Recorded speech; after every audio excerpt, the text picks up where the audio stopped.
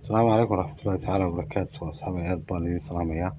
Maanta waxaan noo hayaa hurdadan oo iiba oo la siinayo $650 oo hurdo aad u qurux badan hurdooyinkii iska dhexe insha Allah. Waxa ku xiga hurdo kale waxa ku xiga buffet-na $250 oo cadaan ah iyo fadhi yar oo dalo la yaalo roogii gubashiba la socdo isna $250 isku meel bay yaalaan buffet-ga iyo fadhiga dalku waana cusub yihiin runtii insha Allah. fadlan cid u baahan 2427 insha Allah hadii la haydno dad YouTube-ga daawanaysan fadlan subscribe tar TikTok hadda diga daawanaysan soo follow kare Facebook page hadda diga daawanaysan fadlan soo follow kare Instagram iyo YouTube na profile TikTok bi yaala insha Allah hadii la haydno